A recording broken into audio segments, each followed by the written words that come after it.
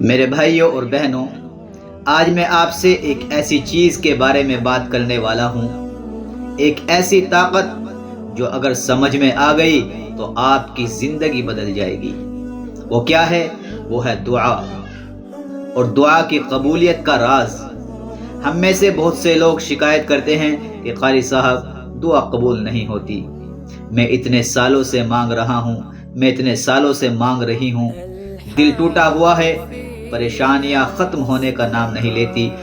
تو میرے بھائیو، آج میں آپ کو وہ اصلی، حقیقی اور قرآن و حدیث سے ثابت طریقے بتانے والا ہوں جو دعا کو آسمان تک پہنچاتی ہے اور اللہ کے عرش کو ہلا دیتے ہیں۔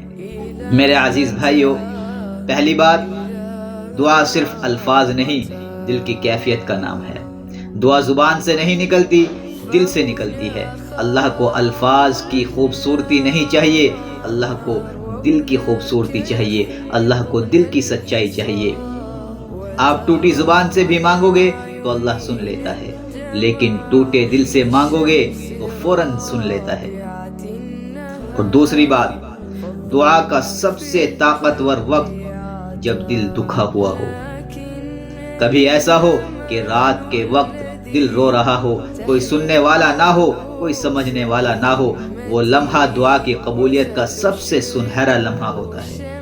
نبی اکرم صلی اللہ علیہ وسلم نے فرمایا، اللہ ٹوٹے دل کی فریاد کو رد نہیں کرتا۔ اس لیے جب دل دکھی ہو، دل پریشان ہو، طبیعت میں بے سکونی ہو، وہی وقت سب سے بہتر وقت ہے دعا کی قبولیت کا۔ میرے عزیز بھائیوں اور بہنوں، تیسری بات، اللہ کے سامنے عاجزی پیدا کرو۔ میرے بھائیوں، اللہ کو مغرور بندہ پسند نہیں ہے، وہ چاہتا ہے کہ بندہ جھک کر آئے، اپنی حقیقت سمجھ کر آئے اور یوں کہے، یا اللہ میں کچھ نہیں ہوں، میں بے بس ہوں، میں گنہگار ہوں، میری مدد کر دے۔ ایسی دعا عرش تک سیدھی جاتی ہے۔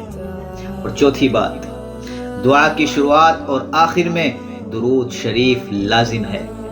یہ بہت بڑا راز ہے اور بہت گہرا راز ہے۔ درود شریف دعا کو لپیٹ کر آسمان تلک لے جاتا ہے۔ یہ ایسے ہے جیسے ایک خالی لفافہ ہو، درود شریف اس میں برکت کا خط ڈال دیتا ہے۔ میرے عزیز بھائیوں اور بہنوں، اور دعا کی ایک ترتیب بنا لے۔ سب سے پہلے اللہ کی تعریف، سب سے پہلے اللہ کی تعریف، دوسرے نمبر پر درود شریف کو رکھے، اور تیسرے نمبر پر اپنی حاجت کو بیان کرے، اپنی ضرورت کو بیان کرے، اور چوتھے نمبر پر آخر میں پھر درود شریف۔ یہ ترتیب دعا کو قبولیت کے دروازے تک پہنچاتی ہے۔ اور پانچویں بات، حلال کمائی، دعا کا پہلا دروازہ۔ یہ بات سخت ہے لیکن حقیقت ہے میرے دوستو، حرام کمائی دعا کو روک دیتی ہے۔ نبی اکرم صلی اللہ علیہ وسلم نے فرمایا، حرام کھانے والی کی دعا قبول نہیں ہوتی۔ اگر آپ کی کمائی صاف ہے، اللہ جلدی قبول کرتا ہے۔ اگر غلطی ہو جائے تو اللہ سے سچی توبہ کر لیجئے، پھر دعا کے دروازے کھل جاتے ہیں۔ اور چھٹی بات، قبولیت کے خاص اوقات۔ اگر دعا کو تیز قبول کروانا چاہتے ہو تو یہ اوقات کبھی نہ چھوڑے۔ تہجد کا وقت، اذان اور اقامت کے درمیان کا وقت، جمعے کے دن عصر سے مغرب کے درمیان کا وقت، بارش کے وقت، روزے دار کی دعا، مظلوم کی دعا، مسافر کی دعا، والدین کی دعا، یہ اوقات دعا کے لیے 100% گارنٹی والے اوقات ہوتے ہیں۔ میرے عزیز بھائیوں اور بہنوں، اور ایک بے حد طاقتور عمل بھی آپ کو بتاتا ہوں جو میں نے کہیں پڑھا نہیں لیکن میرا آزمایا ہوا ہے، میں نے خود کیا ہے۔ یہ قبولیت کا خاص طریقہ ہے میرے دوستو، آج ہی کر کے دیکھے۔ سب سے پہلے 2 رکعت نفل پڑھے، نماز حاجت پڑھے، آہستہ آہستہ پڑھے، بہت سکون اور دل سے پڑھے۔ اس کے بعد سچی توبہ کرے، یا اللہ جو ہوا غلط ہوا، میں معافی مانگتا ہوں، مجھے پاک کر دے۔ پھر 100 بار یا اللہ اور یا رحمان پڑھے۔ یہ نام دل کو بالکل نرم کر دیتا ہے، بالکل موم کر دیتا ہے۔ اور اس کے بعد 100 بار درود پاک پڑھے۔ آخر میں پوری تکلیف اللہ کے سامنے ڈال دو، جو کچھ بھی دل میں ہے سب کہہ دو۔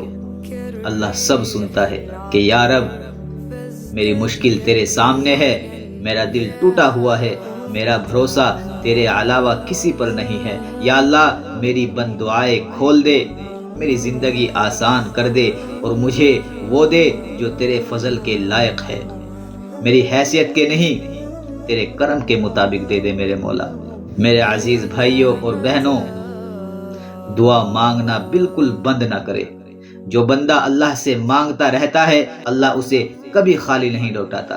کبھی دیر ہوتی ہے انکار نہیں ہوتا، کبھی آزمائش ہوتی ہے محرومی نہیں ہوتی، کبھی کچھ اور دیا جاتا ہے جو ہمارے حق میں بہتر ہو۔ بس مانگتے رہے، جھکتے رہے، روتے رہے، جو مانگا ہے وہ ضرور ملے گا انشاءاللہ۔ صرف مانگتے رہو، ایک دن ضرور قبول ہوگی۔ اللہ ہم سب کی دعا کو قبول فرمائے، آمین یا رب العالمین۔